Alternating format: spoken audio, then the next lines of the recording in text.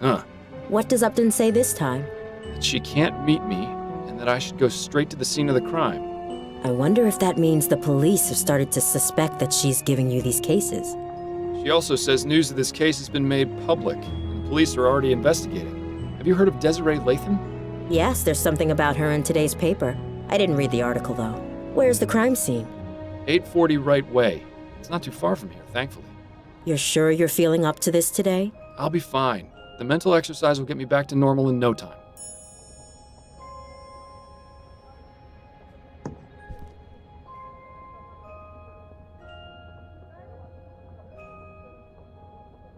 Well, this is shaping up to be quite the investigation. I should probably get a move on before the police ruin the crime scene any more than they already have. Good luck, Miles. And stay away from the bars, would you?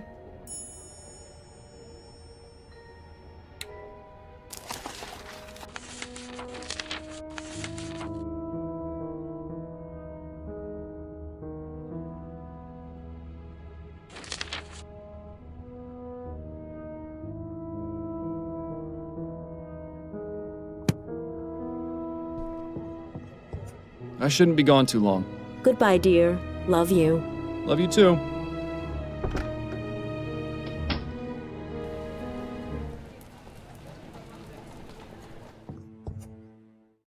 Looks as though we've arrived fashionably late. Excuse me, sir, but this is an active crime scene. We can't allow members of the public. Oh, this isn't just any member of the public, Kane. This is Miles Fordham.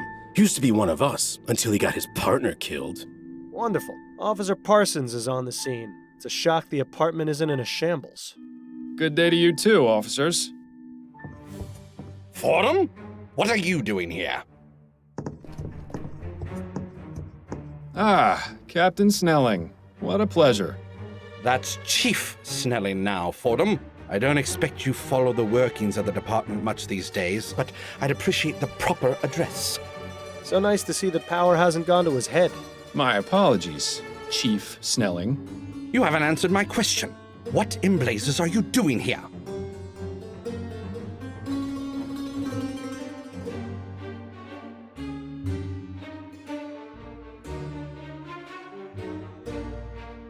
Just a social call. I wanted to see what my former colleagues were up to these days. And you often socialize at murder sites, do you? This is an active crime scene, Fordham. Leave the premises immediately. We could solve this case in no time if we work together, you know. We don't need any help, not even from former detectives. Parsons, I'm going back to the station. I want you to report the minute you're done here. Understand? Yes, sir. Now, don't get any funny ideas, Fordham. If you so much as breathe on anything in here, I'll have you arrested for tampering with a crime scene. Do I make myself clear? Sure, whatever you say, Chief. Keep your nose where it belongs, or you'll have me to answer to.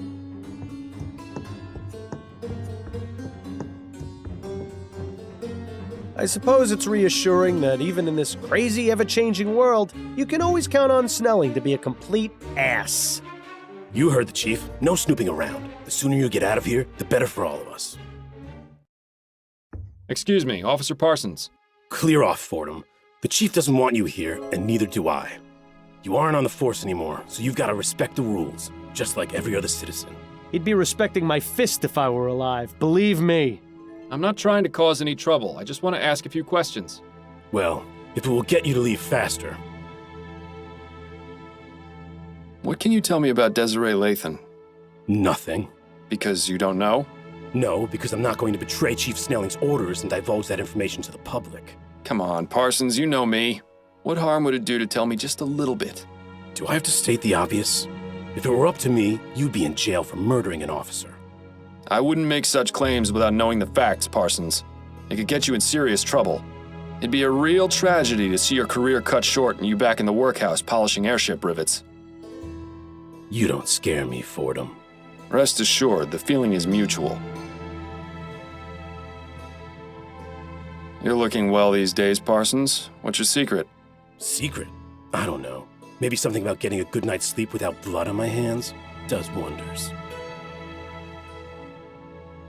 Why was Chief Snelling here anyway? He's the chief of police, and this is an official investigation. It doesn't take a grand leap of logic. Yes, but the chief of police never bothers with a crime scene unless it's of great importance. Your point? Does that mean this crime scene is, in fact, of great importance? You're the investigator, Fordham. I'll leave you to work that one out. Have you made much progress on this investigation? Did you not hear me the first time, Fordham? Drop it before I have to arrest you for interfering with a police investigation. How long has Officer Kane been on the force? I'm not one to gossip, Fordham.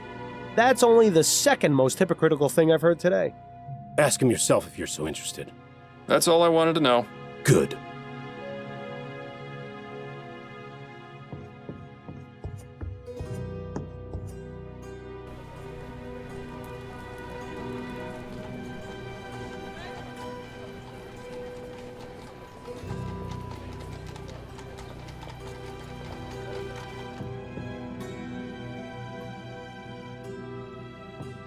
An invitation to the Gascon Grand Dame's Ball. It seems it was held 2 nights ago at the Gascon Supper Club. Might be worth looking into, seeing as it's our only lead right now.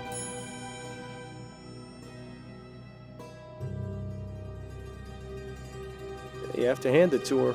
Miss Lathan certainly had a unique taste in fashion. I bet you could see her coming a mile away.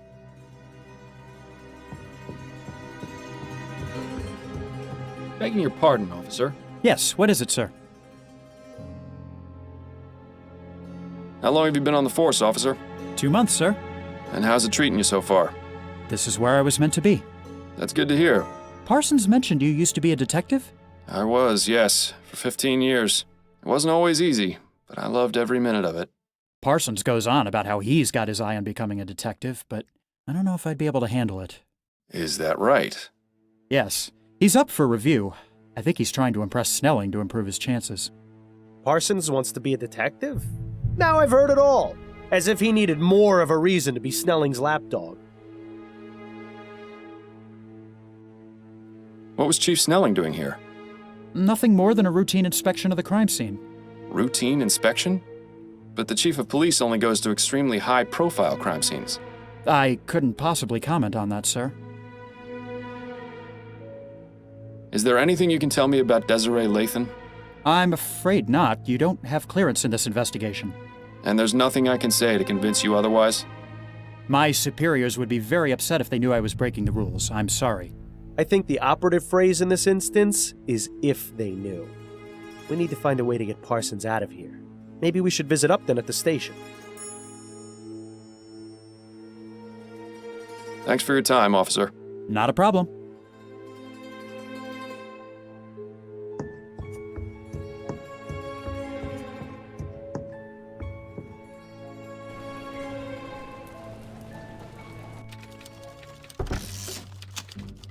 I didn't imagine we'd be coming back here in this lifetime. Fordham? Have you solved the case already? Don't I wish? I haven't even gotten started. Well, I'm here if you need anything. Just be sure not to let Snelling see you. Is he back yet? He arrived a few minutes ago. I expect he'll be sequestered in his office today, so you shouldn't have to worry too much. Good to know. Got a moment, Upton? Yes, but let's make this quick. I'm having some trouble with Officer Parsons. You and everyone else who's ever met him. What's the problem? He's keeping me away from the Lathan crime scene. Of course. He's one of the most loyal to Snelling. Any suggestions for how I might get him away so I can look around? I might have an idea.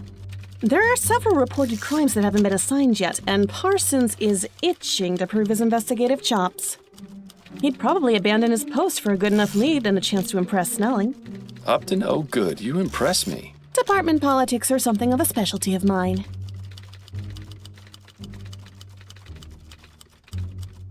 I see the Gazette has caught wind of this supposed mass murderer. Yes, Snelling has been positively fuming about it.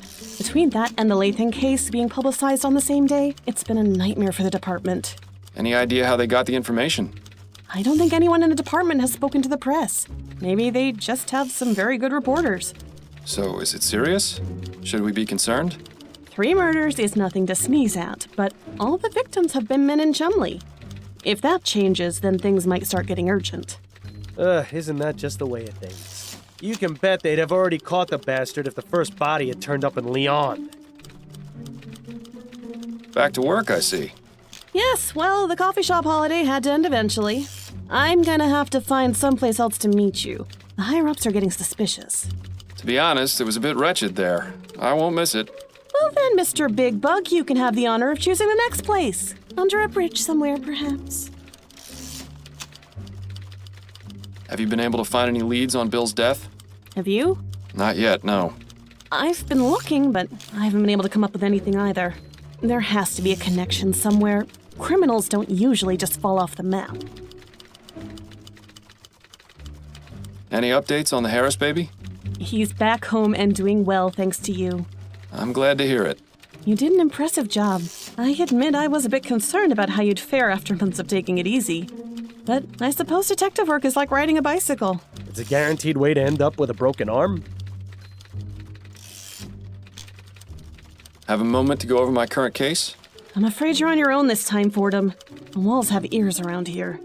If they find out I'm helping you, it won't end well for either of us. Understood. I'll still be here when you've solved it, though. About getting Parsons away from the crime scene? All right, these are the, as of yet, unassigned crimes. The body of a young man was found in the Hodgman River by the Gascon docks this morning. A woman in Chumley reported hearing a single gunshot in her neighbor's apartment last night. There was a deadly explosion at a factory in Worcester that may be linked to sabotage. And that's it for right now. Any of those strike your fancy? Let's hear about the gunshot. Ethel Williamson reported hearing a sound she described as a single gunshot coming from her neighbor's apartment last night. She said she had been hearing arguments over the past several weeks, and there may have been domestic violence involved. When she knocked on the door, she got no answer, but she said she noticed the distinct smell of flowers. Intriguing. Do you think Parsons will be interested? Sounds good. Let's go with that one. All right, I'll send out the report as soon as we're done talking. That's it for now. Better get back to it then. The old Jack and Stars. Prime Minister Atwood watching over the department with his signature scowl.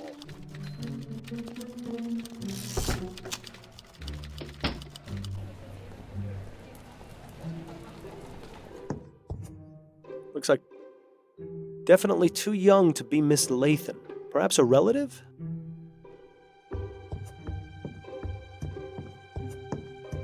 Begging your pardon, officer. Yes, what is it, sir?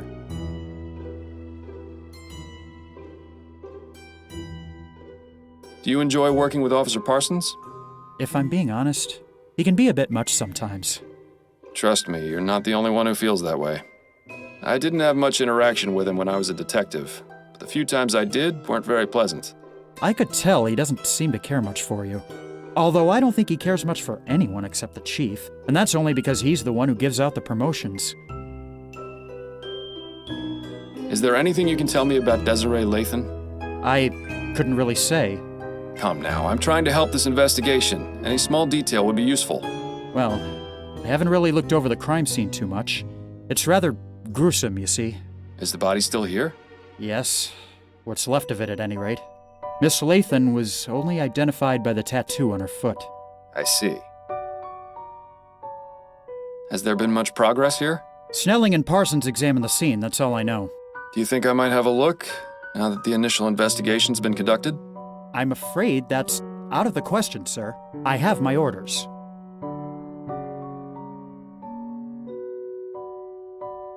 Officer Kane, I'm trying to aid this investigation. There may have been something overlooked by the others. If Parsons were to catch you, my career would be over. Trust me, he won't be back for some time. I swear on my honor as a former member of the New Britannia Police. All right, I suppose you can go in for a moment, but please be quick about it. Thank you, Officer Kane. I promise this will stay between us. I just love rookie officers. They're so gullible. I once got one to shine my shoes for a week after convincing him it was department policy. Good times. What was Chief Snelling doing here? He was inspecting the crime scene. Yes, but why was he involved? Is there something special about it that would require the Chief of Police to look into it? Well, Someone thought it might be related to the big case we're not supposed to talk about. You mean the mass murderer? Yes, sir. I could see why the chief is upset that the news has gotten out. And is it related? No, I don't believe so. But the news reports have been getting the public on edge. Of course. The less information there is, the easier it is for rumors to start spreading. Exactly. Chief Snelling has a lot of fires to put out. If that's the case, it's too bad he didn't get to Miss Lathan in time. Thanks for your time, officer. Not a problem.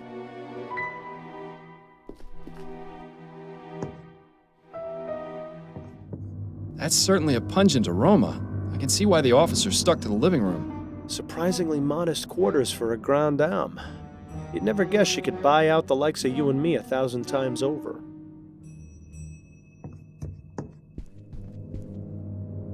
Ashes to ashes and all that. Glad I was buried. Cremation always seemed a bit too hot to handle. Now's not the time for jokes, Bill. Are you serious? Death is the best time for jokes. Otherwise, it's all just a bunch of boo-hoo-hoo this and wah-wah-wah that. And trust me, there's plenty of that in life. Hell, you'd know better than anyone. All right. Just shut it for a bit while I look over the crime scene, would you? I need to concentrate.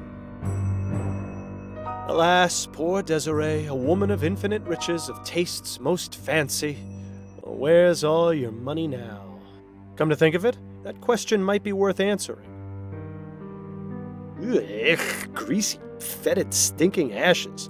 Who knew the human body was capable of producing such a disgusting byproduct? I'm surprised the coroner hasn't taken the body away yet. Probably because there isn't much of a body left to take. Either that or Dr. Edwards knows better than to deal with something like this. That's extremely unlike him. He'd jump at the chance to examine this body. Perhaps we should allow him the pleasure. I hope you're not suggesting what I think you're suggesting. Miles, do you really want to go carrying around those stinking ashes in your pocket? It'll take ages to get the smell out. Good point. I'll need to find something to carry them in. I don't think Desiree will be able to give us a hand with this investigation. Bill? What? I thought it was funny. This one's clean. Well, aside from the fact that the rest of the leg is burned off. There's a tattoo on her ankle. It says, "Dancing Through Life." Hate to break it to her, but that dance is over.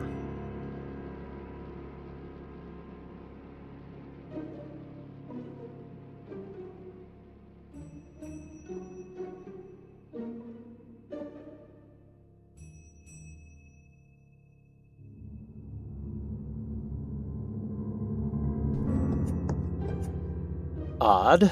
Another pile of ashes under the bed. Looks as though whatever she kept underneath got burned too. Or it could be that whatever was under the bed is what caught fire in the first place. Although, there's no evidence of what started it. All that's left is a small piece of cloth. Might as well take it. The cloth appears to have some oily residue on it. Interesting.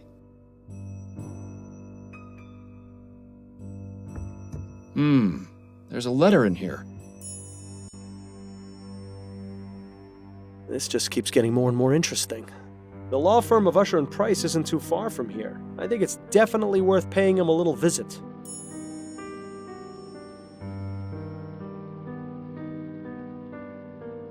The flames must have been fairly high to be able to stain the ceiling like that.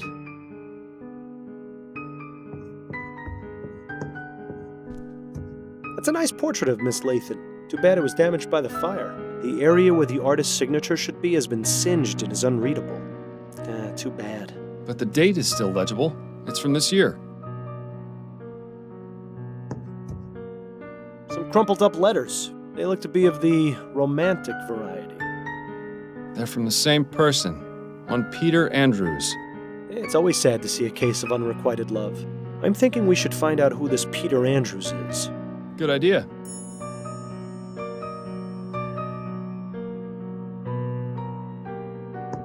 It looks as though Miss Lathan was in the middle of writing something. It's an article for Brentwell magazine. Igniting the fires within. A bit on the nose, wouldn't you say? Classic Brentwell. They have a reputation for making their writers go to extremes for their articles, all for the sake of entertainment. Perhaps we should pay their offices a visit, see exactly what it was Miss Lathan was doing for them.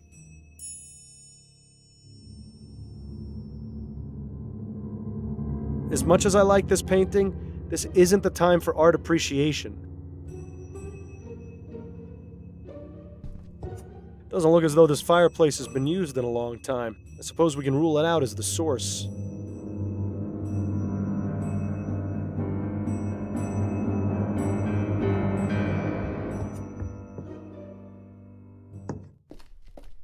Was there someone else in the room just now?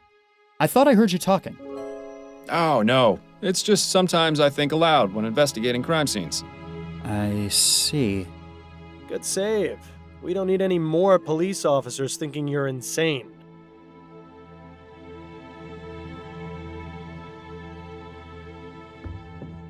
Judging by these books, Miss Lathan was quite the fan of poetry. Nothing new to ask him about right now.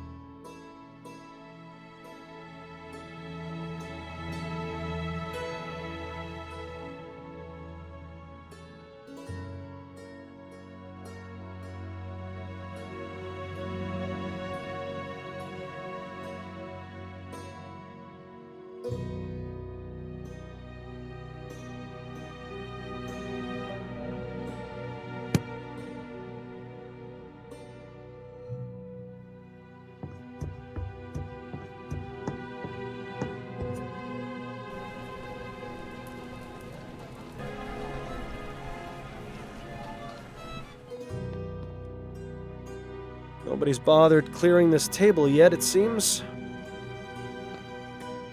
Well, if no one's cleaned up, you might as well do them the favor.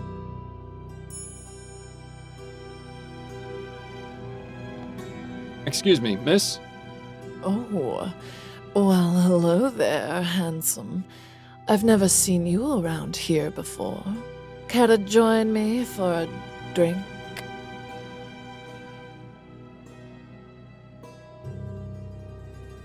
Thank you, but I'm on duty. On duty? What are you, a cop? Force of habit. I'm a private investigator, actually. Oh, not much better, if you ask me. The name's Miles Fordham, and you are? Charlotte Robineau. Pleasure. Would you mind if I asked you a few questions? I suppose not. It would help pass the time. Were you here for the Grand Dame's ball the other night? Of course, we all were. Well, except for Laura. Terrible business. You mean Laura Dupre? The very same. Have you met? I have. In fact, I investigated her attempted murder. Is that right?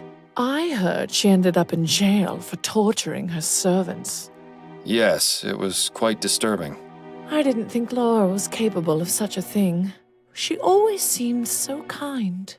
I guess we all have our dark secrets. Does that apply to you as well, Miss Robineau? If I told you, then it would no longer be a secret, would it? Fair point. Do you know Desiree Lathan? I knew her, yes. When did you last speak to her? Oh, it's been ages. She and I haven't had much to do with each other for a while. Why is that?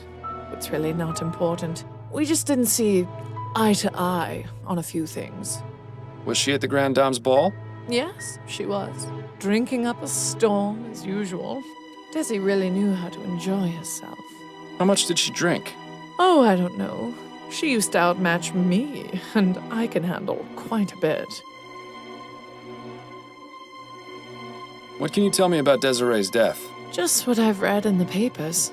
She burned to death. It's horrible. She certainly didn't deserve to die in such a gruesome way. Did she have any enemies? Anyone who might have wanted to do her harm? No. Everyone loved her. Except you? Mr. Fordham, I said we haven't had much to do with each other. That doesn't mean I didn't care for her. Now please, let's drop the subject. Is the name Peter Andrews familiar to you? Peter Andrews? Is he still around? I'd be able to tell you that if you told me who he is. He's desperate. That's who he is. A lovesick fool who is obsessed with Desi. Sent her love letters all of the time. Would you know where I can find him? Why would you want to? Because I want to question him about Miss Lathan's death. I suppose that makes some sense. All I remember Desi telling me is that he worked at the Bank of Vespuccia, a clerk or some such. Imagine. Thank you, that's very helpful.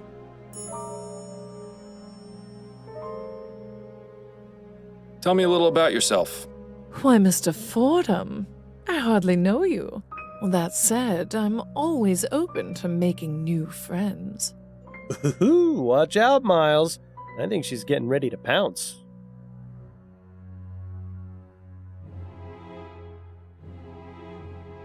You've really got a great sense of fashion and style. All the other grand dames must be jealous. Oh, you.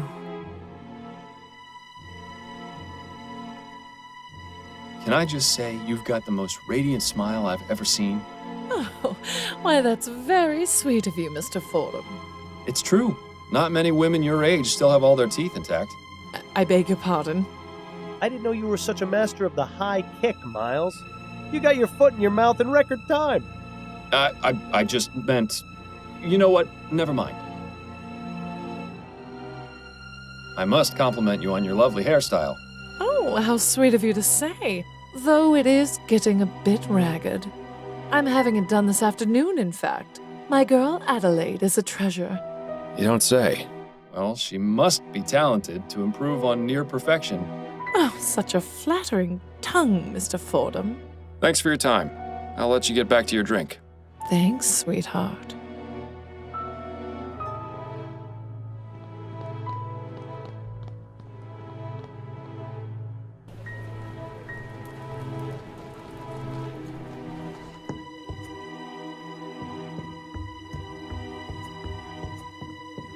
I'm afraid I need to have another look inside Miss Lathan's room, Officer Kane. All right, but please be quick about it.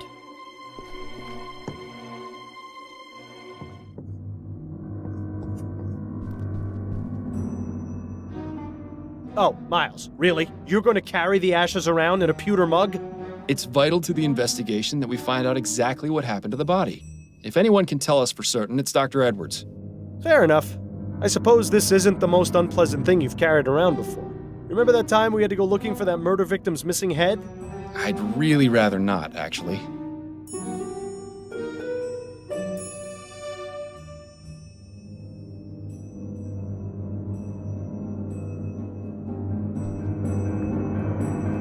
Just a pile of ashes.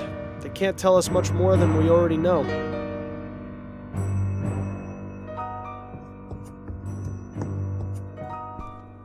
Doesn't look as though this fireplace has been used in a long time. I suppose we can rule it out as the source.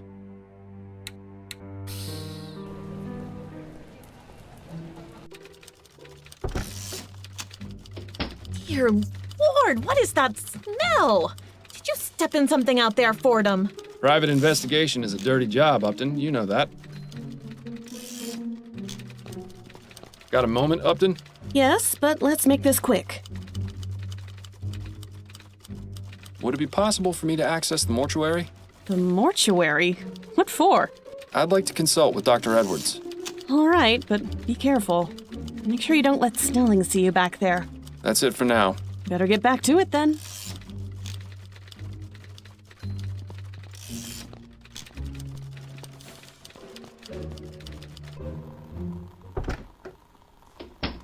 Dr. Edwards' lab was always a fascinating place to learn about death. A bit less so now that I'm quite the expert. Oh, did I miss cleaning up some bit of that last corpse?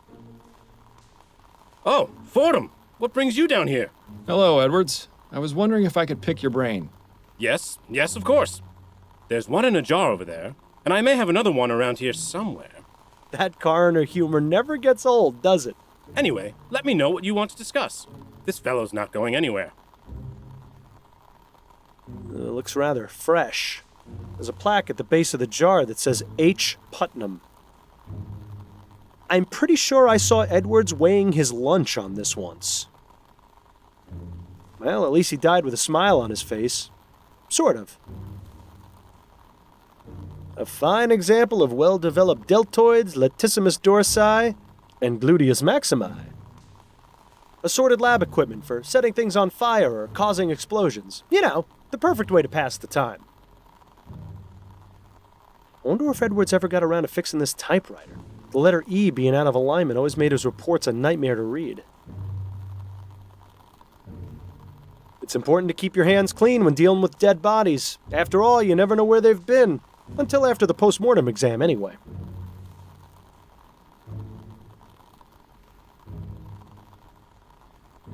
Not a stitch of clothing on him. As if having your torso ripped open and poked around inside weren't bad enough. There truly is no dignity in death.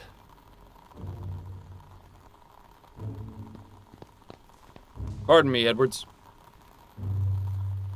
Yes? I've got these human ashes from a crime scene. Straight to the point. I knew I liked you for a reason, Fordham.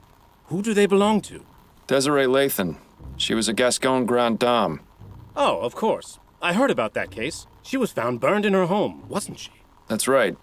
I meant to go over there later today. Well, then I suppose I've saved you the journey. Would you have a look at these? Does this mean you're officially on the case? Not as such. In fact, I'd appreciate it if you didn't mention I'd been here. Ah, clandestine operation. Sneaking around under Snelling's nose. I don't have much of a choice. I'm pretty much persona non grata around here these days. Well, you're always welcome in my mortuary. Preferably while still breathing, of course. Anyway, I'll just take those ashes off your hands. I'm sure your social life will soon improve. Yes, I was making quite the impression. This is an interesting choice of container. It was either that or carry them around in my bare hands. Well, I'm a bit busy right now, but I should have something for you within the next couple of hours. But you do realize the information won't be exclusive to you. I'll have to pass it on to the detectives on the case. Naturally. That just gives me more of an incentive to work quickly. I found this piece of burned cloth at the crime scene. Could you take a look at it for me? This is from the Lathan case? It is, yes. What do you need me to look at exactly? It appears to have some oily residue on it. Interesting. I'm afraid I have my hands full right now, but you can feel free to use my workbench if you'd like. To do what exactly? Surely they taught you something about basic chemical analysis when you worked here. Yes, well, I always let Bill handle the more technical aspects of our cases. A real pity I'm not around to help you anymore, isn't it? But I'll have a look and see if something comes back to me. Keeping busy down here, Edwards? Oh, you know me. I've always got my hands in someone. Edwards always did have a way with words. This postmortem was just a formality, really. The victim died of a gunshot wound to the head. Last week, though, we had a real kicker. An old man was brought in, and though he appeared quite dead, I was told that he'd been in a trance for over half a year. Apparently, he was hypnotized right at the point of death, and somehow managed to remain alive, in a fashion. In any case, when I began performing the exam, his entire body decayed into a putrefied mess within minutes. It was fascinating. Should you really be giving me these details, Edwards? Oh, hell, I don't mind telling you, Miles. It's not like you're going to go tell Snelling. Besides, you're the only one who's come to see me all week. Dead people make lousy conversationalists. Hey, I take offense to that statement. So, Snelling got promoted to chief, did he? Yes, not too long after you left. Personally, I think he took advantage of your situation to change things around here. Was it really that much of a shock? Bill and I weren't exactly the most well-liked detectives on the force. But you were respected. You two solved over 350 cases in 15 years. You were an institution. Damn right we were. It's so easy for people to resent their more successful peers. Ah, Edwards. Nice to know someone missed us.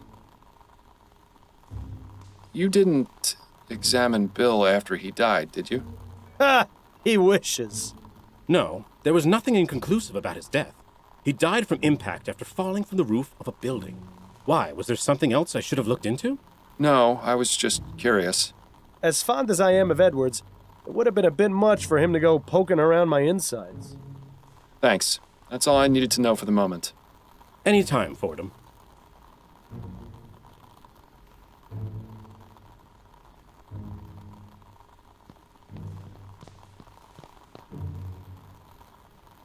It's been ages since we got to do any type of chemical analysis. This will be grand! Dr. Edwards, could you remind me what it is I'm meant to be doing? Yes, of course. Go ahead and get as much of that oily residue from the cloth into the petri dish. Good. Now add some of the chemical reagent in the red bottle to the dish.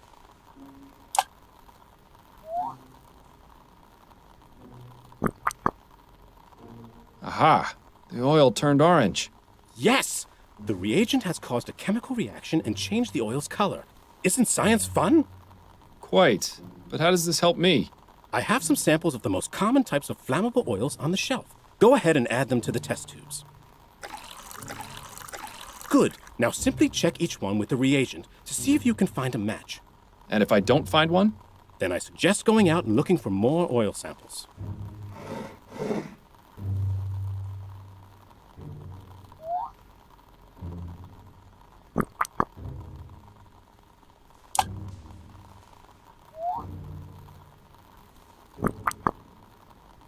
Well, oil be damned. Looks like that's not a match. Oh, you love it.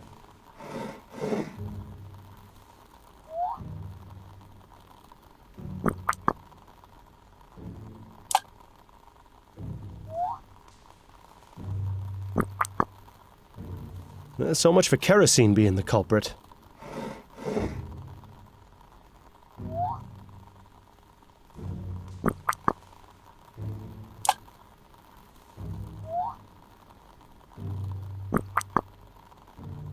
Too bad, I would have bet on it being coal oil.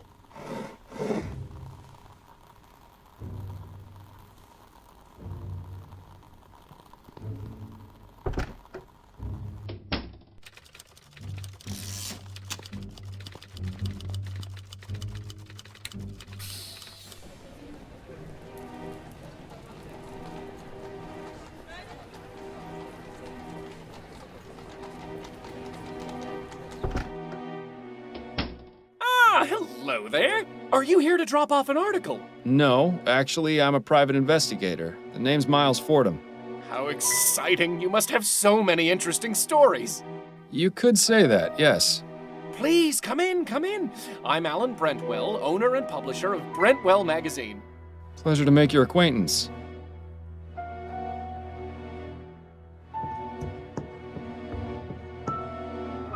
I have some questions for you, Mr. Brentwell. Wonderful! It's so seldom I get to answer questions.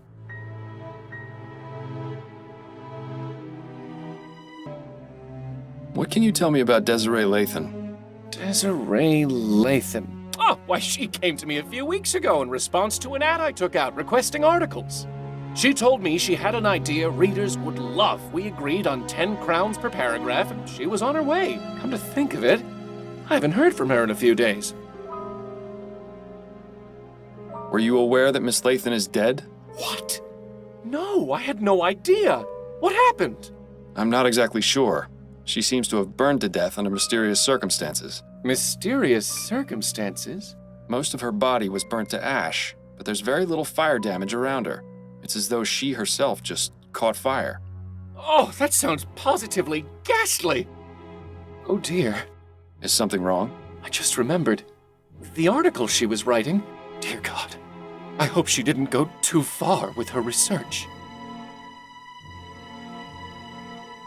What exactly was Desiree's article about?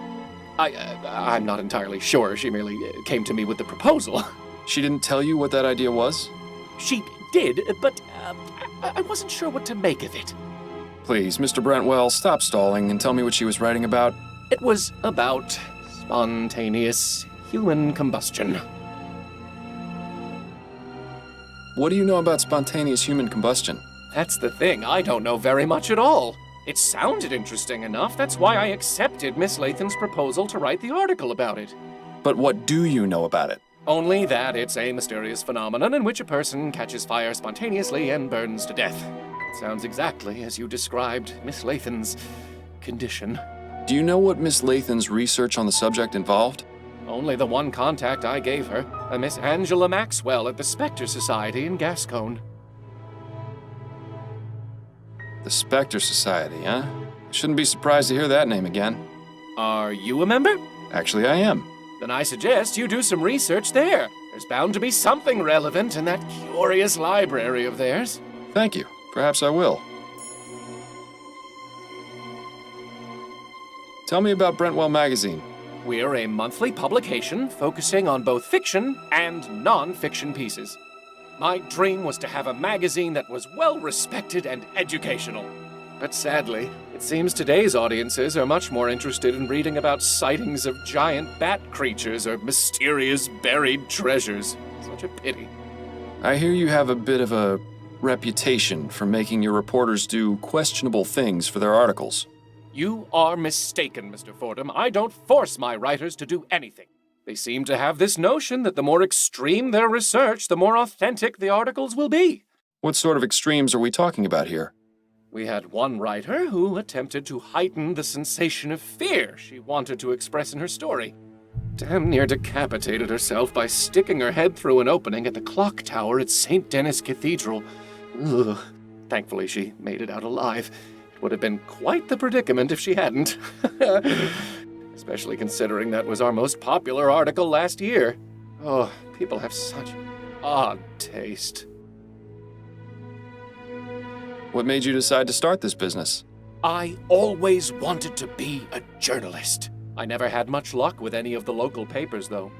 So I decided to start my own. I admit it's not exactly what I wanted, but I like to think Brentwell Magazine has found its own unique voice. Voice? More like a gurgling scream. Thanks for your time, Mr. Brentwell.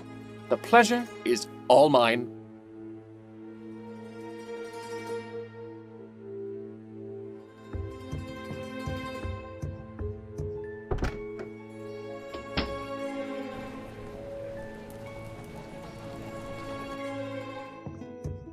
Welcome back, Mr. Fordham.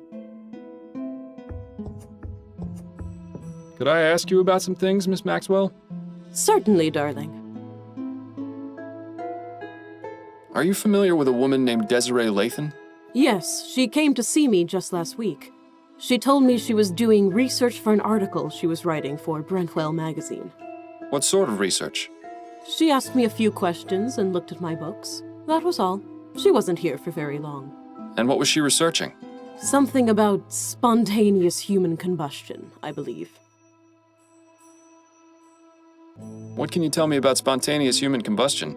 I'm not overly familiar with the subject, but I do have a book about it on the shelf back there. You are welcome to look at it if it will help. I may, but I'd like to know what your understanding of it is. Well, I believe it is when the human body inexplicably catches fire and burns. It usually occurs among elderly women who drink to excess, and very little fire damage is caused around the body. That's really all I know, darling.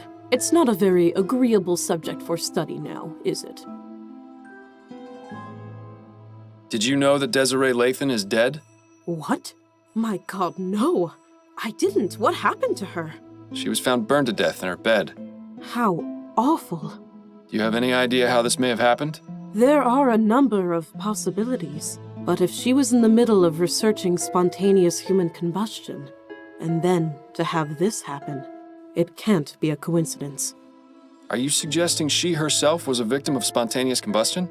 One need only compare the circumstances of her death with the facts, darling. She can't be serious, can she? Thank you for the information. It was very enlightening. It was my pleasure, darling.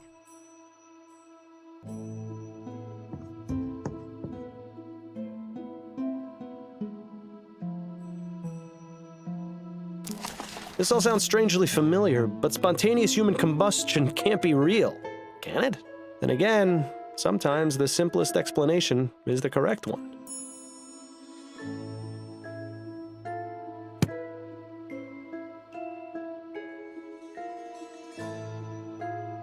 I don't think there's anything she can help with right now.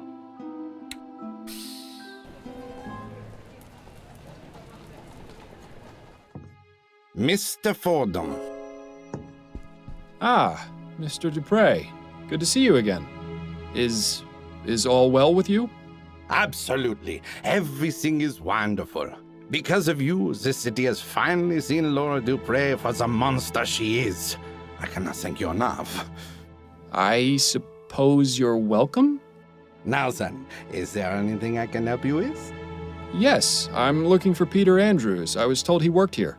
That's right. His desk is just over there. Thank you, Mr. Dupre. Lovely seeing you. Mr. Andrews. Yes? Miles Fordham, private investigator. May I ask you a few questions? Yes, I suppose that would be fine. Have a seat. I'd rather stand, if it's all the same to you. Now then. Do you know Desiree Lathan? Desiree Lathan? No, I can't say the name rings any bells. You say you don't know Miss Lathan. Would you care to explain these? Why are they crumpled up? Did she throw them out? And why do you have them? I just love catching people like this. Relax, Mr. Andrews. Let's take this slowly. Now, I can assume by your reaction that these are your letters? Yes, they are. So why did you lie about knowing Miss Lathan? I promised my wife I would cut off contact. But you clearly didn't. The most recent letter is from 2 weeks ago. Did she hire you? Your wife? No, that's not why I'm here. Ah, well, that's somewhat of a relief then. Were you aware of Miss Lathan's death? What? Desiree is dead? No. She was found burned to death in her bed. You're lying. You have to be. I'm afraid I'm not, Mr. Andrews. Oh, Desiree. Do you have any idea who might have wanted to kill her? No, she was a marvelous woman. Well, I'm sorry to have to be the bearer of bad news, but at least you won't have to worry about writing any more letters. That isn't funny, Mr. Fordham. Yes, it was. Don't listen to him. So your wife knows about your correspondence with Miss Lathan?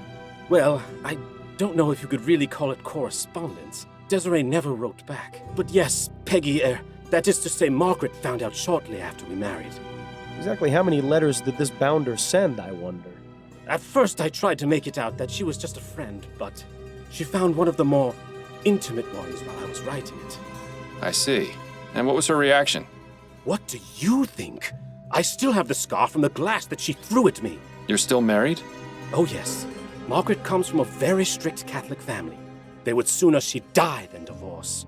It hasn't been easy. She makes sure to take full advantage of the situation, always buying herself the most expensive jewelry and spending a fortune on food for those wretched cats. I swear, they're better fed than I am. Where might I find Mrs. Andrews? I'd like to speak to her. Our house is at 713 Longfellow Street, just at the edge of Gascon. But I warn you, it's a goddamn menagerie she's got. I'd stay away if you're averse to being covered in animal hair. I'll take my chances. Exactly what is your role here at the bank? I'm the manager. I handle the new accounts, organize finance, that sort of thing. Have you been here long? Coming up on 17 years. Is this at all relevant to your investigation? Anything could be, Mr. Andrews. Thanks for your time, Mr. Andrews.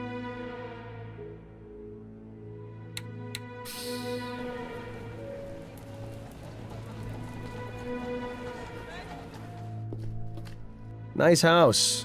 It definitely screams, eccentric person lives here. Speaking of which, that must be Mrs. Andrews over there with those rodents.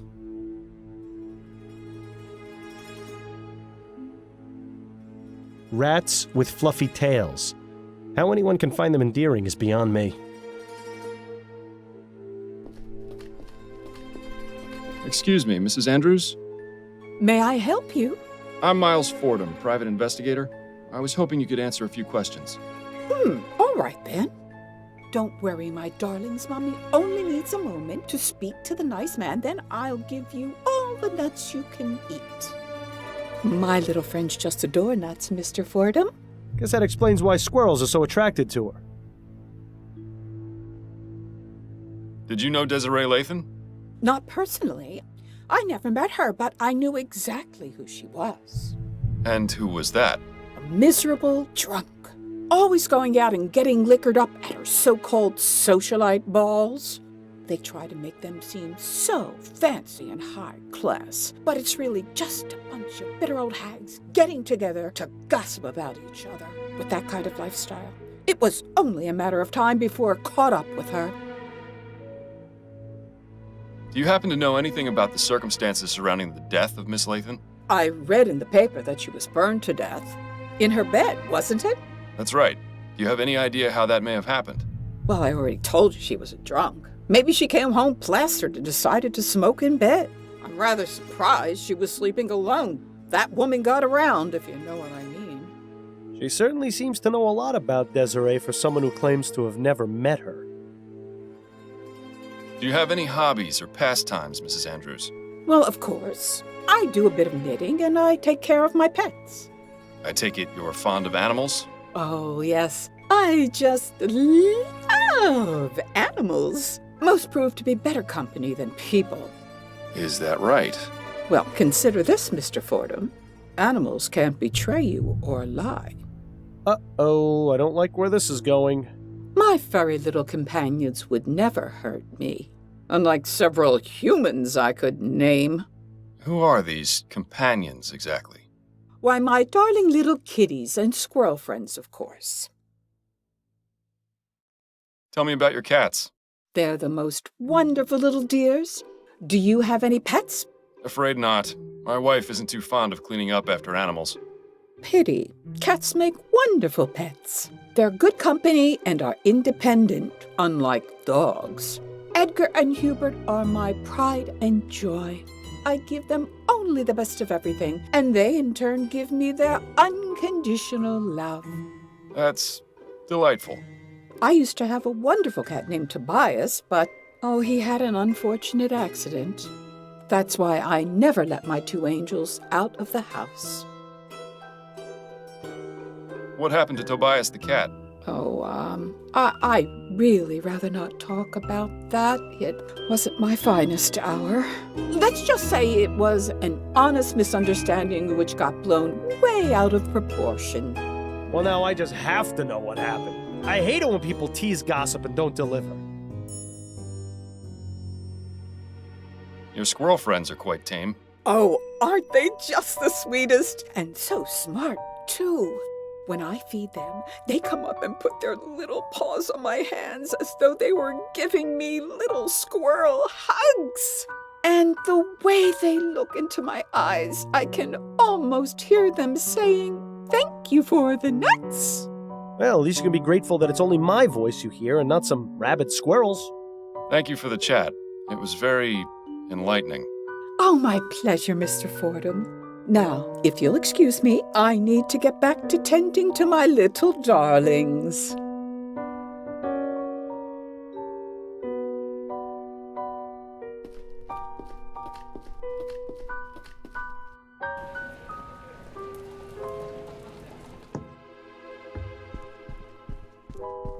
Mr. Andrews, Yes? is there anything you can tell me about your wife's old cat, Tobias? Oh, God. There's a name I was hoping never to hear again. She loved that cat. I'm sure she would have married it instead of me if she could. Mangy little bastard was always leaving a mess and knocking things over, but he was Peggy's little angel. Then one day I'd had enough, so I let him outside, and Yes? the stupid thing managed to get itself killed. Then things got ugly. How so? Peggy got a bit carried away, and, well, let's just say I never imagined a cat could earn someone a criminal record. The plot thickens. Or perhaps sickens. Thanks for your time, Mr. Andrews.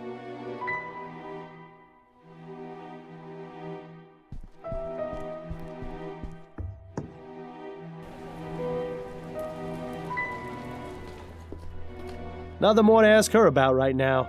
Leave her to her... friends.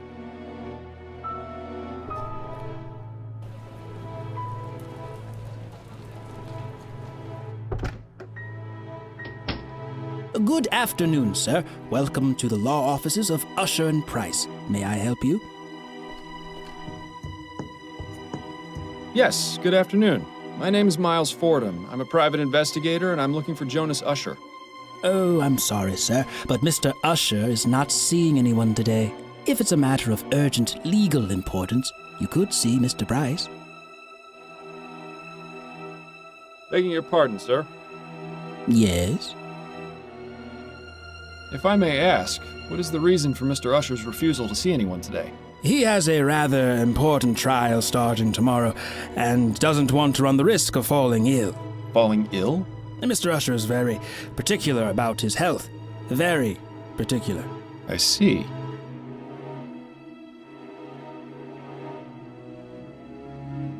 Sir, it is of the utmost importance that I speak with Mr. Usher. And as I said, he isn't taking visitors today. But it's in regards to his client, Desiree Lathan. Or should I say, former client. Miss Lathan found another attorney? No, I'm sorry to be the one to have to inform you, but she's dead. Dead? I had no idea. No? It was in today's newspaper. I haven't read it yet. Mr. Usher forbids it in the office. But surely he's read it, just because he forbids you reading the paper in the office. No, I mean he forbids the presence of newspapers in the office. He fears they bring in outside germs. I see. In any case, if what you say is true, I'll need some sort of proof. I suppose just bringing in a copy of the newspaper is out of the question, then. We'll have to find another way. I appreciate your time. Enjoy the rest of your day, sir. Seems like they've got some kind of modern message delivery service in here. Of all the things to spend your money on. That pipe really clashes with the rest of the decor in here.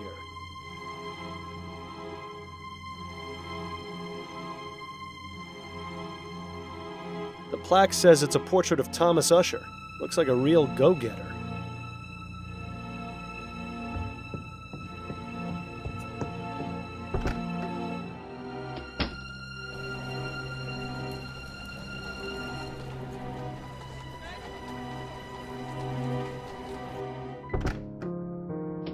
Hello, dearest. I have returned. It's always nice to see you walk through that door.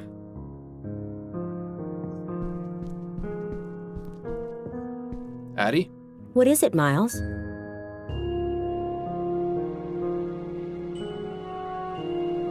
You've got an appointment with Charlotte Robineau later today, don't you? Are you using your detecting skills on me now?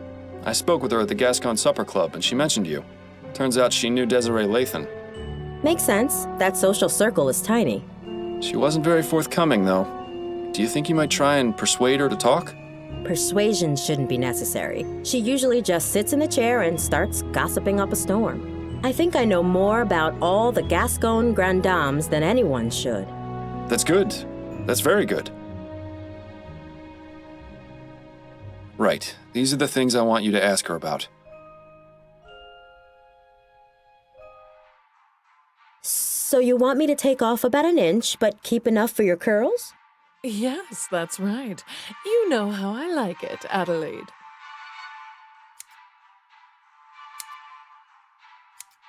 How was the Grand Dame's ball? Was your hairdo a hit? Oh, it was. All those other old biddies were practically fainting with jealousy. Truth be told, though, the evening was rather dull. Just the regular crowd of wags and gossips. You know, sometimes I envy people like you, Adelaide. People like me? Yes, you know, ordinary people. Being a member of high society can be so draining. One quite lacks a sense of purpose, of ordinary, honest usefulness that comes from a good day's labor.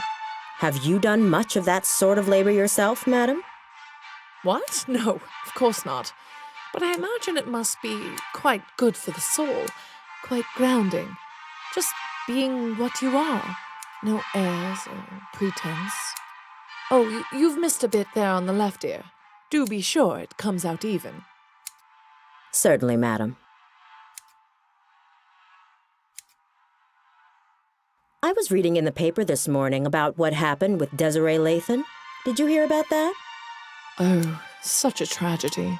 Poor Desi. We hadn't talked in a long time, but how terrible to think of her dying in such a horrible way. My condolences. Thank you, dear. Did you and Desiree used to be friends? Oh, we were like sisters at one point. What happened? What else? A man got involved. You were both after the same man? No, quite the contrary. We both enjoyed being unattached and had vowed to keep it that way. The Spinster Sisters, we used to call ourselves. But I fell for a man a few years ago. We got married, and Desiree stopped speaking to me. That's a shame. Yes, especially considering the marriage only lasted a few brief months. I lost both my husband and my best friend. I'm sure there's a lesson to be learned in that. I heard someone mention that Desiree had her portrait painted recently. Yes, I heard that too. I think it was Caroline who told me. Yes, that was it, Caroline. She was looking for a portrait artist and told me Desiree had found one. Roger DeVay, I think she said his name was. Roger DeVay? Sounds mysterious. Who is he? Well, I don't know about mysterious. He's just an artist. Not a very good one either, from what I hear. He didn't do a good job on the portrait? Oh, no, he did fine. I just meant he hasn't really taken off. His paintings aren't worth very much, you see. But Desiree took a liking to him very quickly, even went as far as giving him an extra key to her apartment. If there was anything more going on between them, I couldn't say. But she could have done a lot better, if you ask me. I mean, he's barely even an artist now.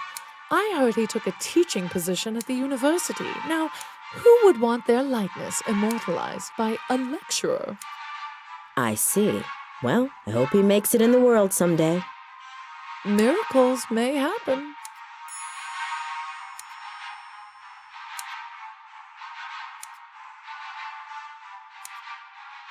Has anyone special caught your eye recently? Ha! No, I think I'm getting too old for most of the young pups I see around these days. Besides, marriage has proved to be more trouble than it's worth. I'm finished with that whole game. Although there was one fellow who came into the supper club today. Pity he was only interested in asking questions. Oh? Yes, the dark brooding type. Sleepless nights etched all over his face. Still handsome, though. I invited him to join me for a drink, but he refused. Turned out he was a private investigator, if you can believe it. Oh? What was he asking about? Nothing of consequence. I didn't tell him very much anyway. Probably for the best he didn't join you for that drink then. I have to say, your musical selection for today is lovely. It's nice to know someone like you can appreciate some of the finer points of culture. In case you were wondering, the piece is the Fourth Symphony by a composer named Theophilus von Wagner. Yes, it's refreshing to hear the Fourth Symphony for a change. Most people know von Wagner for his Fifth Symphony or his Lute Concerto in D minor. Oh, you know von Wagner? Although I admit he isn't one of my favorite Baroque composers, I can appreciate what he brought to the movement. I'm more in favor of Scaravaldi. His development of the Concerto Grosso makes for a much richer musical tapestry. Wouldn't you agree? Oh, well, perhaps so. Do you have any favorites among Scaravaldi's works? His First Symphony is quite riveting. Do you mean his Concerto for Mandolin? He didn't have a First Symphony as such. Well, yes. That's what I meant. As much as I enjoy chatting, perhaps you should concentrate on what you're doing, dear. Quite chilly out today, isn't it? Yes, a good day for spending indoors. Probably means we'll be getting an earlier winter. It's a good thing I bought a new set of coats then. Good. I think that's all finished. Thank you, Adelaide. It was a pleasure, as always. Likewise, Miss Robineau. I'll see you next week. And she didn't tip very well either. I'm sorry, dear. She sounds positively dreadful. No more than the other Gascon Grand Dames. I just hope you managed to get something useful from that. Addie? What is it, Miles? Was Desiree Lathan a client of yours by any chance? No, but plenty of the other Grand Dames used to gossip about her. What sort of things would they say? Usually they'd comment about how much she'd had to drink the night before. I got the impression she was quite the tippler. I hope you're not planning on following her example. That would require me to burn to death in our bed. Then I stand by my previous statement. What have you been up to lately? Nothing particularly exciting. My usual clients have been scheduling appointments, and I've been trying to get some new ones as well. In my free time, I've been catching up on my reading. Anything good? Yes, the conclusion to the Dissembling Mechanism was just published in Brentwell magazine last week. What's that? James Penstroke's latest serial. I wanted to read it to you, but you haven't been around much lately. Perhaps I'll take a look now that I can actually concentrate again. Yes, you could read it to me. I wouldn't mind hearing it again. It would certainly be a nicer way to spend your time than going out drinking. Addie, please know that I'm deeply sorry for my behavior last night. I'll do everything I can to make it up to you. Would you like me to get some new begonias? I don't need pretty flowers or pretty words, Miles. I just want things to go back to how they were. That's really all the apology I require. You're looking especially lovely today, Addie. Miles, don't flirt with me. Not now. I wouldn't push my luck with her, Miles. She hasn't completely forgiven you. I'll let you get back to your book.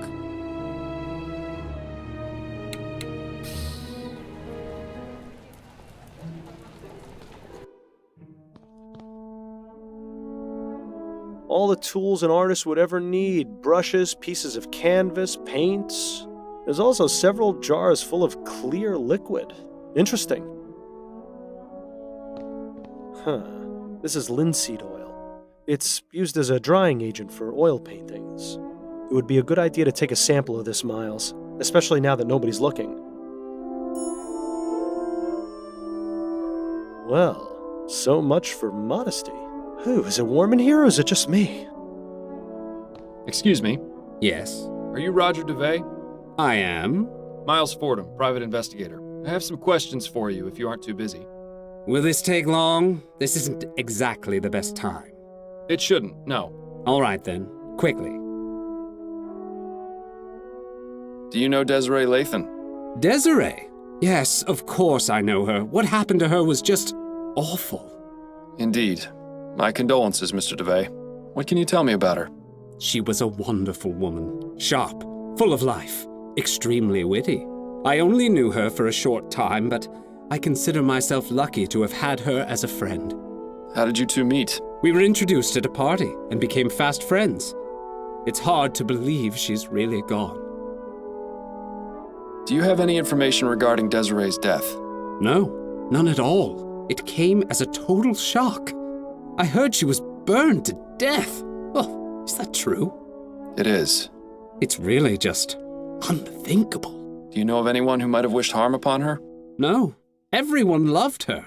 To think someone could be capable of doing that to her, it just makes me feel sick. You painted Desiree's portrait, is that right? Yes. I finished it just a few months ago. Do you often do commissioned work? Sometimes, but this wasn't exactly a commission. More like a gift. You mean you weren't paid for it? No, I didn't do it for money. It was an honor just to paint her. I see. And did she like the result? Well, she had it hanging in her bedroom and not in her attic, so I assumed she liked it well enough. It was a rather nice portrait, I must admit. Oh, so you've seen it? Indeed I have. Regrettably, I can't comment on the likeness, never having seen the subject in life. Ah, yes. Well, she used to say that standing in front of it was like looking into a mirror. I tried my best to do her justice. How long have you been teaching at this university? About 4 years now. And do you also earn money with your painting? Not of late. I haven't sold a painting in some time. But my salary from the university is enough for the time being.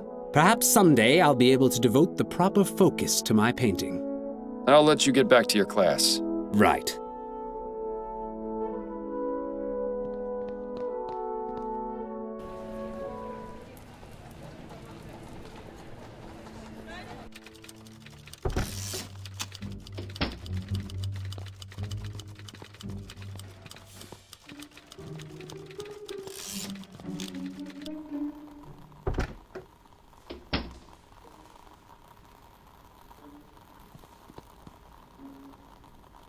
Now that we've got some linseed oil, it's probably worth testing.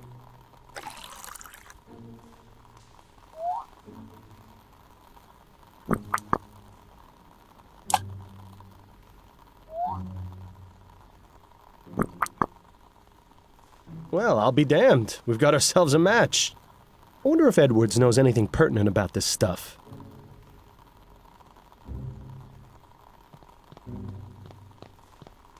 Pardon me, Edwards. Yes? Have you had a chance to look at those ashes I gave you? Yes, I have. Unfortunately, there isn't much I can tell you. The victim burned to death at a very high temperature. These ashes are greasy and putrid because of liquefied fat from the body, which burned like a candle. As to what caused her to burn, I cannot say without more evidence. I'm sorry, Miles. It's quite all right, Edwards. I appreciate the information nonetheless. Well, just so you don't go away empty-handed, have a copy of my report. Maybe it will be of some use. What do you know about linseed oil? It's an oil made from flaxseed that has many uses. Most commonly, it's used to dry things like varnish or oil paints. Some people even eat it for health benefits. I hear it goes well with a bit of quark. And it's flammable? As most oils are, yes. Where are you going with this?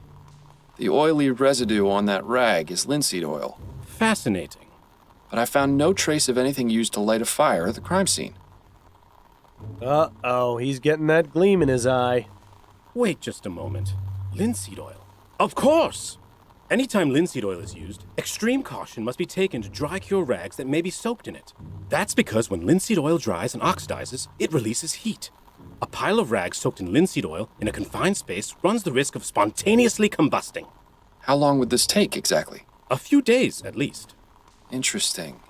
It's a rather uncertain means of murder, but it's excellent for appearing accidental. It's certainly not the most far-fetched conclusion you've ever come to. Thanks. That's all I needed to know for the moment. Anytime, Fordham.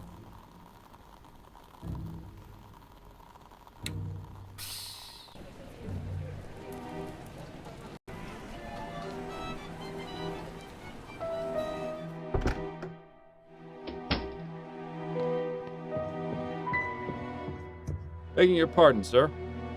Yes? Perhaps Mr. Usher will see me when he sees this. Oh, what's that? A report from Dr. Malcolm Edwards, the city coroner, confirming Miss Lathan's untimely demise. Let me see that. Oh my. Wait one moment, would you?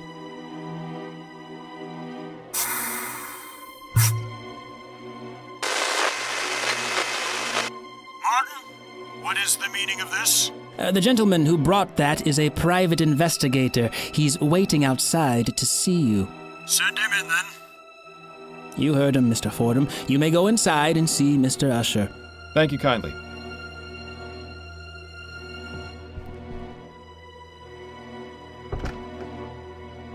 So, a private investigator, are you? That's right. Miles Fordham is my name. Jonas Usher, a pleasure to make your acquaintance. Pleasure's all mine. So, it would seem that Miss Lathan has shuffled off the mortal coil, as it were. I'm sorry to say that is indeed the case. Please come in, have a seat. Make yourself comfortable. I only ask that you kindly wash your hands in the basin first, and limit what you touch in here. This one seems a bit on edge, doesn't he? Thank you, Mr. Fordham. I appreciate your cooperation.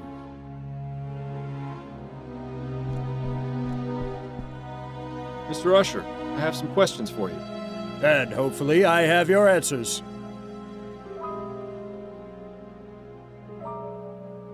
How long have you been practicing law, Mr. Usher? Usher & Price has been operating since 1805. I took over from my father 15 years ago. The stress hasn't helped my heartburn, I can tell you that. Why, just last night I was tossing and turning because I couldn't stand the burning in my throat. That's why I've got these bags under my eyes, you know. Ah, yes. And Mr. Price? He's still here, although I think he'll probably be retiring soon as well. But the law firm has done well over the years, and I have a feeling it'll do even better in the years to come. Oh? Why is that? We're currently beginning a group litigation against Royal Maverick for the Lygia disaster. I'm confident that we'll recover quite a significant sum for the families of those killed. You weren't by chance affected by the disaster, were you? Thankfully, I wasn't, no. Shame. You could have joined the class action and done quite well when we win. You know, I always thought we detectives made our living off human tragedy. Mr. Usher, I've noticed from your rules and habits that you seem to have a particular aversion to germs. Why is that, if I may ask? I've been ill most of my life, Mr. Fordham. I was a sickly child, and unfortunately my condition hasn't improved with age. It's a miracle I'm still alive. That's why I'm so careful about exposing myself to germs. I see. How's my color? Do I look pale to you? Not particularly. I saw myself in the mirror this morning and thought I looked a bit peaked. Also, my leg has been hurting more than usual, which has been cause for concern. Nah, you've really done it, Miles. Yes, well, moving on. What can you tell me about Desiree Lathan? She was a lovely woman. I'm saddened to hear of her unfortunate passing. How long had you been her attorney? She retained me some 10 years ago, I believe. That's quite a long time. Yes, I remember I had just gotten over a bout of melancholia and been able to work in nearly a month. I didn't think I'd make it out of that, but luckily things took a turn for the better. Miss Lathan came to see me, and I've served as her attorney ever since. Would you say Miss Lathan is a wealthy woman? Indeed I would. Her estate is worth a significant sum. Of course, you understand that this is confidential information, so I cannot tell you the exact amount. Yes, of course.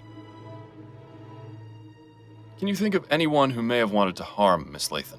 No, I can't. What makes you think that someone actually killed her? It seems the most plausible explanation. Miss Lathan was getting on in years. It's likely she may have developed a case of pneumonia. That's the most common killer of the elderly, you know. I had it when I was younger. Most unpleasant. Constant coughing, spitting up phlegm, rattling in the lungs. Thankfully, I made a full recovery. But supposing that was the cause of death, how would it explain the fact that her body was completely burned? She was a smoker. Perhaps she was having a cigarette when she died and dropped it on the bed, causing it to catch fire. I found no cigarette butts at the crime scene. I'm merely offering my opinion, Mr. Fordham. You can take it or leave it. I think we should leave it. I found this letter in Miss Lathan's bedroom, which mentions that she recently changed her will. Could you tell me a bit more about the circumstances surrounding this change? That's not an uncommon occurrence. People change their wills all the time. Relatives and friends fall in and out of favor constantly. Had Miss Lathan made changes to her will previously? No, this was the first time. What change did she make exactly? Just a change to her beneficiary. Nothing out of the ordinary. And when did this change occur? About 4 months ago, if I recall correctly. Yes, it was definitely in June, because I'd been in bed with a nasty stomach flu at the end of May. That was no fun, let me tell you. I think I lost nearly 6 pounds from the constant trips to the WC. Couldn't keep a thing down, and whatever did stay down soon came out the other end, if you get my meaning. I'd say his meaning is regrettably impossible to avoid. Who did Miss Lathan name as her new beneficiary? Mr. Fordham, please! You know I couldn't possibly tell you that. There is such a thing as attorney-client privilege. I'm aware of that. However, Miss Lathan is deceased. Therefore, it stands to reason that she is in fact no longer your client. True, but her estate is still in my hands. I'm not going to betray her trust just because she's dead. About Miss Lathan's beneficiary.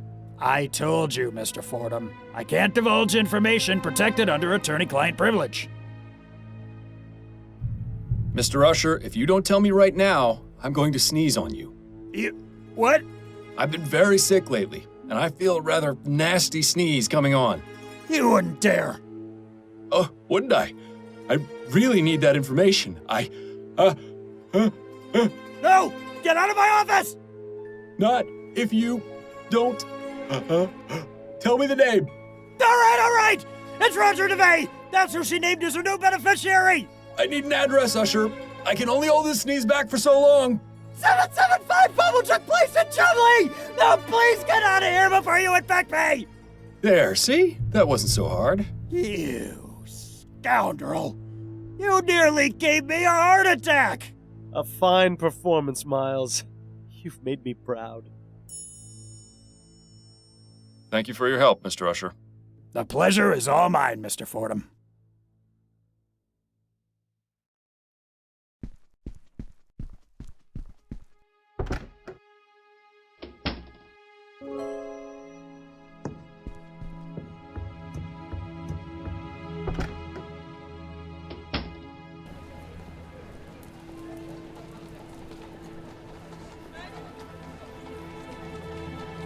Did Usher give us the wrong address?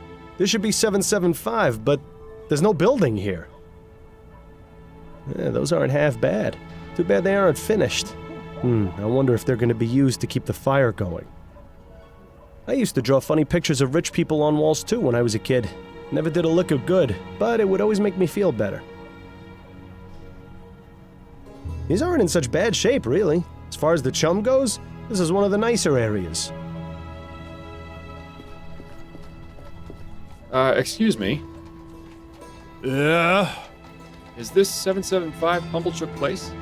Yeah, it would be if the building were still here. Oh, I see. Might I ask you a few questions? You can ask.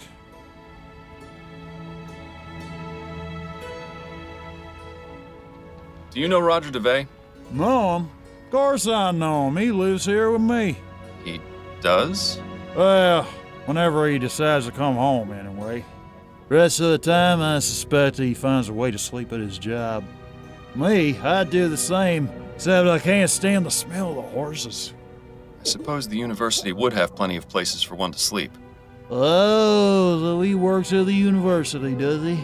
Well, I suppose that makes sense with him always putting on airs the way he does. Probably best not to mention me to him. He gets real testy when anyone asks about his situation. I'll keep that in mind. Tell me about Roger's artistic pursuits. Well, not much to tell, really. He used to paint all the time when he had his studio in the building that used to be here. He was good at it, too. Shame nobody ever bought his paintings.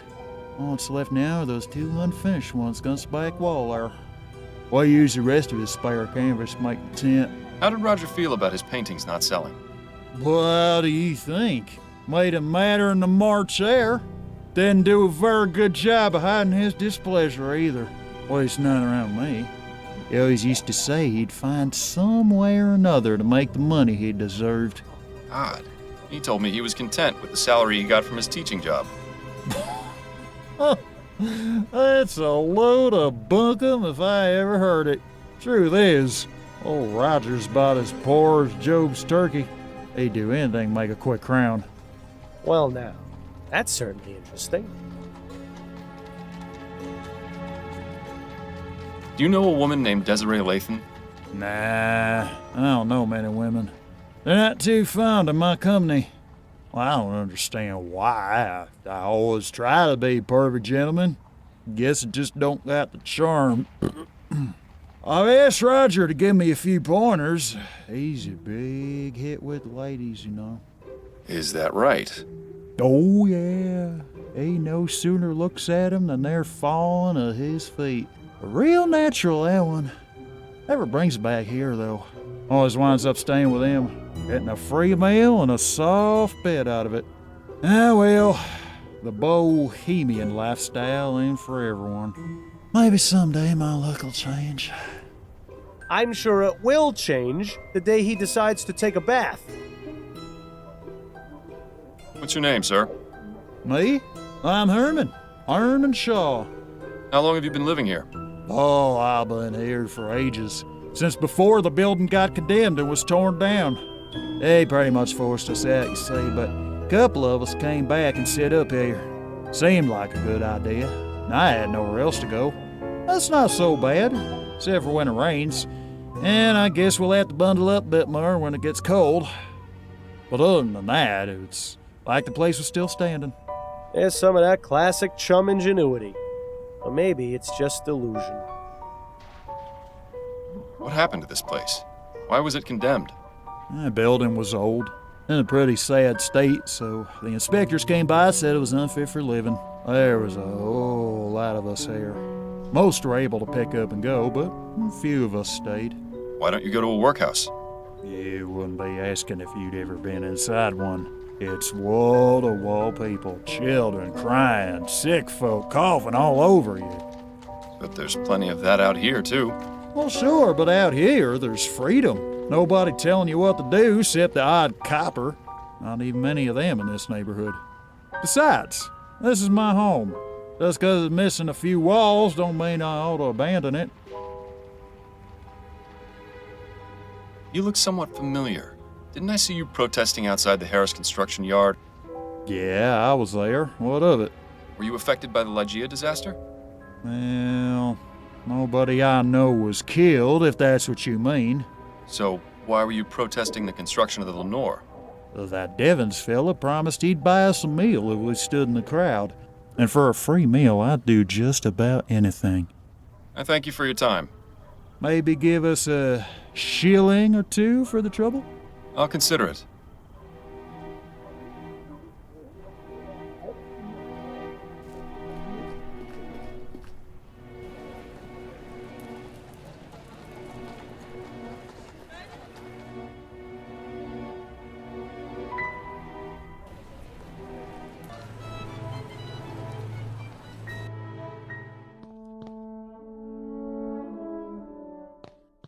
Excuse me. Yes? Could I ask you a few more questions? Yes, I suppose so. Is it true that Miss Lathan recently changed her will to make you her beneficiary? Yes. You can imagine my surprise. My understanding is she left you quite a significant sum. I don't see how that's any of your business, but yes, she did. I'm very lucky. Oh, I see what you're getting at. You're thinking I killed her for her money. Is that it?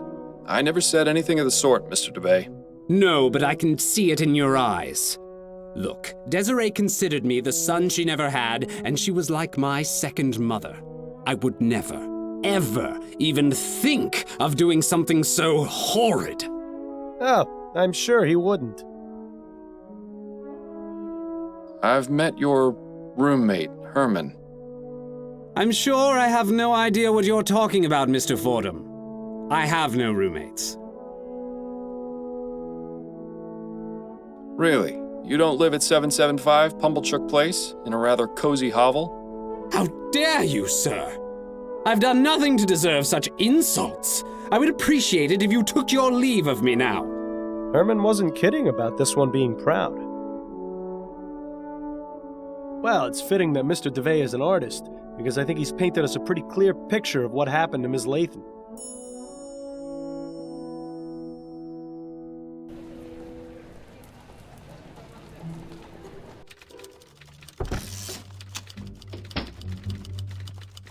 Got a moment, Upton? Yes, but let's make this quick. I need some information on one Margaret Andrews. Apparently, she has a criminal record. Margaret Andrews, eh? Give me a moment to look her up in the archives. Yes, here we are. Margaret Andrews was brought in for questioning 5 years ago in connection with a fire at a theater in Worcester. Oh? Yes. Nothing came of it, but she was briefly a suspect. Oh, there's more. She also had a prior conviction for arson. You don't say. The file says she set fire to a cab after the driver ran over her cat. She served 6 months in prison for that. This was back in 1835. Fascinating. Thank you for your help, Upton. This has been extremely valuable. So, Margaret Andrews has a jealous streak and a penchant for setting things on fire. Seems a likely culprit to me. That's it for now. Better get back to it then.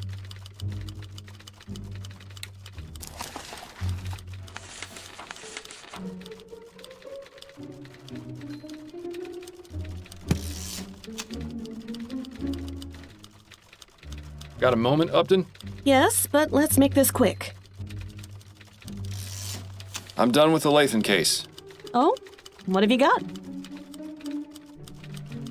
She was murdered by Roger DeVay, a professor of art at the university, in order to claim her inheritance. DeVay befriended Miss Lathan and even painted her portrait, but his failure to establish a name for himself and earn a living from his art was driving him mad. Miss Lathan cared for him as a son, and recently changed her will, naming Roger as her sole beneficiary. Roger knew of this, and decided killing Miss Lathan was the best way to solve his financial troubles. And how did he manage to do so? Desiree had given him a key to her apartment. While she was out at the Grand Dame's ball, he entered and left a pile of rags soaked in linseed oil under her bed. She arrived home drunk and passed out, unaware that the rags were growing hotter by the minute. Eventually, the oil burst into flames, burning the rag pile as well as poor Miss Lathan. How awful.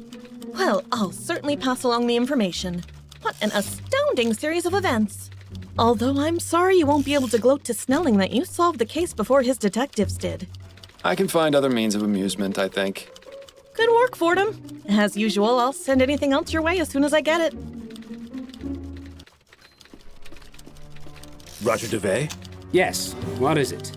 You're under arrest for the murder of Desiree Lathan. Oh, I see. Come with me. We need to ask you some questions at the station. And you up there, make yourself decent, would you?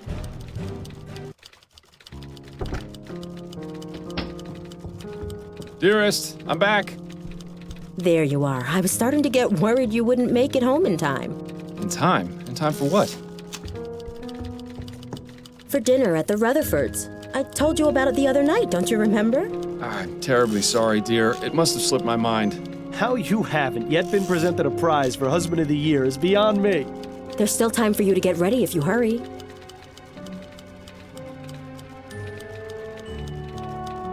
Why don't we spend a nice quiet evening in together? I'd much prefer that. We've had a quiet evening in every night for the past 3 weeks. I need to get out of the house. Then go ahead without me. Please give Anne and Joseph my regrets. So you're just going to sit here at home by yourself? I'll probably just catch up on my reading or try and get some sleep.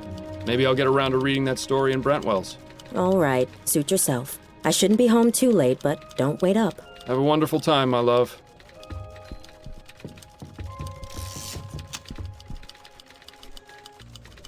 Ah, alone at last. If only I were. Careful what you wish for, Miles. You just might get it. Seeing as I won't, I think another trip to the Angel's in order. Oh, you're gonna break your word in addition to lying? That's bold. Nonsense. I'll be home in no time. It'll just be a quick drink to calm my nerves and get you out of my hair. I think I need a machete for that, fool. Very funny. So, that last case was really something. Classic example of murder for money. Such a shame. Perhaps with Roger in jail, Miss Lathan's riches will go to a more worthy cause, like feeding the poor. You're not listening to me, are you? Oh, right, you've had 2 drinks already. Fine, I'll just see myself out. Copper for your thoughts, Miles? Oh, I was just thinking about a story I read tonight in Brentwell magazine. It's called The Dissembling Mechanism. Are you familiar with it? Afraid not. Brentwell isn't really my type of magazine. It isn't mine either, but my wife suggested I read it, and it struck a bit of a chord. Go on then. What's it about?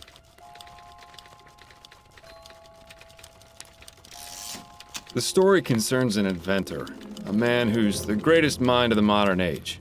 In this story, ethericity's been discovered, and the inventor understands and uses it in his work. Ah, one of those fantastic speculative stories. Anyway, this inventor spends his time creating mechanical wonders, the likes of which the world has never seen.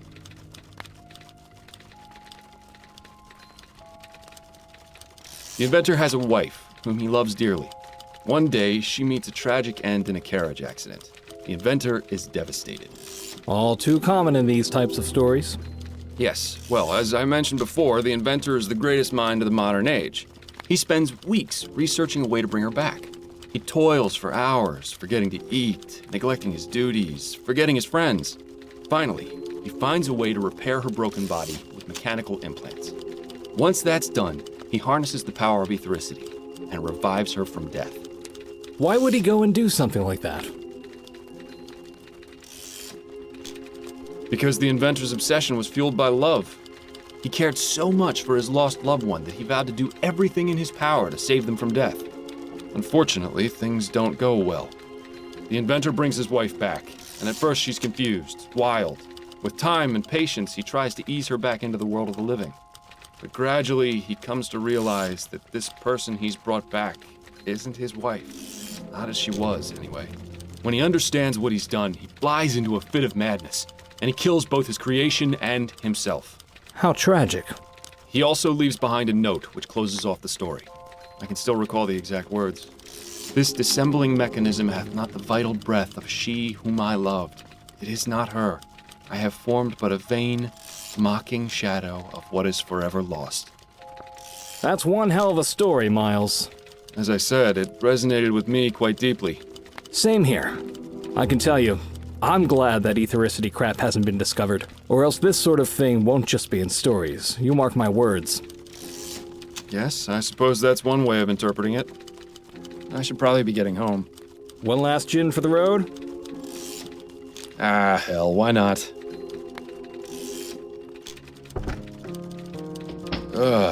It's later than I thought. Addie must be asleep. Miles, I thought you said you were staying in tonight. What happened to you? Nothing. I went out for a bit and lost track of time. Miles, you're dead drunk. No, of course I'm not. Don't you dare keep lying to me, Miles. It's obvious. I can smell it on you. But I'm not drunk. I only had 2, I think. I don't care how many you had. You promised me this wouldn't happen again. Where exactly did you go tonight anyway? I was at the Angel. The Angel? But why would you go there? I suppose I was just trying to relive the old days. So why didn't you tell me you were going? I don't know. Miles, this has to stop. First it was that sleep medicine, now you've started to go out drinking yourself into a stupor after you explicitly promised me you wouldn't again. It's clear that you've been keeping something from me and using drugs and drink as a way to avoid dealing with it. No, really, it's just... No, Miles. I'm tired of the lies. I heard what you said when I came home from my appointment with Mrs. Lefebvre. God forbid Adelaide ever find out about something. I wanted to think I'd imagined it, so I let it go. But I've come to realize just how wrong I was. Addie, please. Enough. No more excuses, no more lying. I just want to hear the truth. What is it you're not telling me?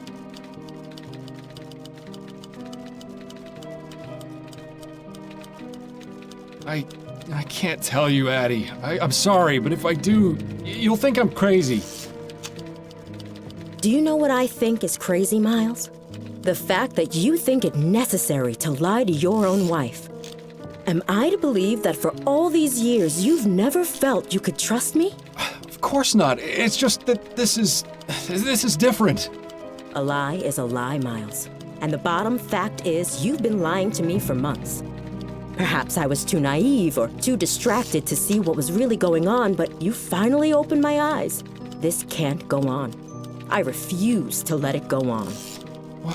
What are you saying? Get out, Miles, and don't come back until you're ready to tell me the truth. Addie, you don't mean that. I do mean it, Miles. I don't care where you spend the night, but it's not going to be here. If you ever decide you want to tell me what's going on, I'll listen. But until then, just go.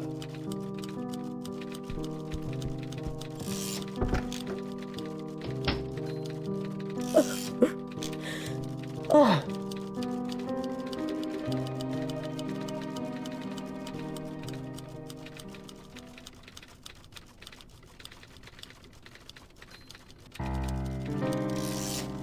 Take me away from all my troubles. So far away from all the worries in my life. Who in the ether is calling at this time of night? Oh, Miles! Please come in. It's so nice to see you outside of work. Oh, I get a hug and a kiss? Is that how it works now? You put up your rough and tough attitude, but I know deep down you're really a kitten. Upton, are you drunk? No, of course not. I admit I like to have a glass of wine or 6 to unwind after work, but I can hold my own. Well, I'm glad you're not, because I am. Wait, what's going on? Is everything all right? No, I'm afraid I've made a mess of things at home. Addie threw me out. Oh, Miles. I'm terribly sorry to hear that. Not as sorry as I am, believe me. What happened? It's really not worth getting into. Let's just say I need to figure some things out about my life. Don't we all?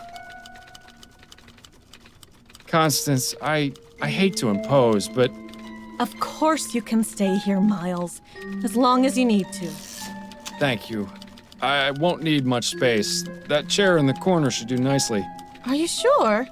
You won't be uncomfortable? I've slept in worse places, believe me. All right. Well, I should probably be getting to bed. Early morning tomorrow and all that. Of course. Have a good night, Upton, and thank you again for letting me stay. Not a problem. Good night.